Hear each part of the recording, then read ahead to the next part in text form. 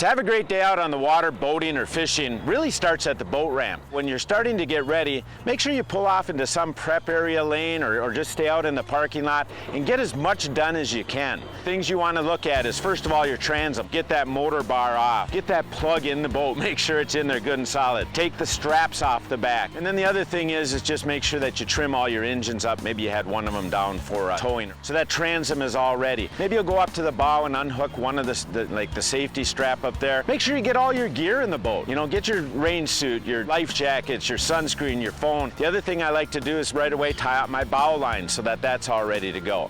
One of the little tricks I can give you is no matter what kind of ramp you're going into, always try to pull into it in a way where you can get your truck and your boat nice and lined up so it's going to be a straight shot backing back in.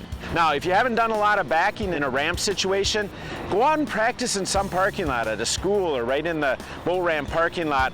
Now, as you start to back up, it's better to just take your time and kind of inch down to the ramp. So just take your time backing up as straight as you can, nice and parallel with that dock that's down there. A lot of times you'll want to stop a little short while you can still walk back and unhitch that final strap. Maybe you trim down your engine and get it started. Then it's time to slide that boat off. Now, if you've got two people, that's real easy. Put one in the boat, one in the truck, slide it off, and then that second person can just back away until you come back down from parking the truck. If there's only one of you, then what you want to do is hook up that bow line, back up so that the boat just slides off a little, then again go up and park your truck. Now, if you're going up by yourself and parking your truck, don't be stopping at the restroom or anything like that. Get back down to the boat, hop in the boat and get out of the way. So you're trying to get it out of the way off that ramp as quick as you can so other people can use it.